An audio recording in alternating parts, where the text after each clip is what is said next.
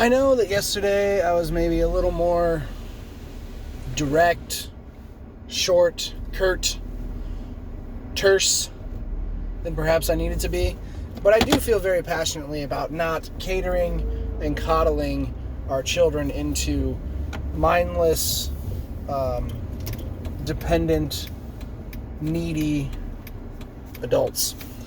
My goodness, this person is going slowly.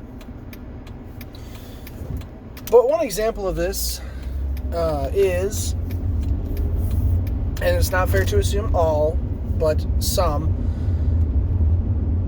high school students that have super nice cars.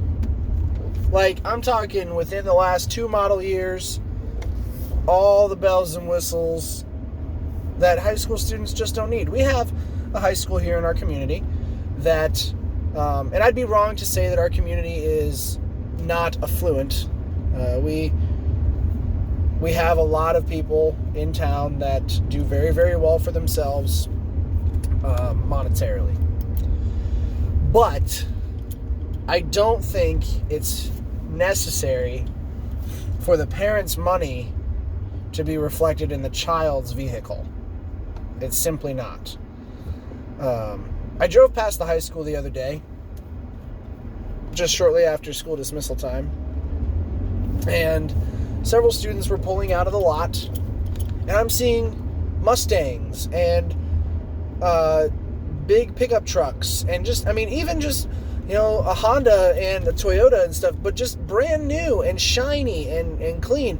And maybe those students have jobs and they're making those payments on those cars themselves, and they just want that to be their vehicle for a long time. And so they bought a new car in hopes that it will last, through high school, through college, and perhaps even into their young adulthood. Maybe that's the case. For some of them, it very well may be. But for others, it's probably pretty safe to assume that mom and dad bought them that car.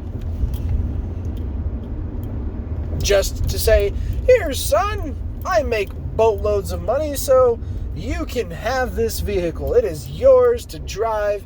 Oh, here you go, sweetheart. Happy Sweet 16, red bow on the top.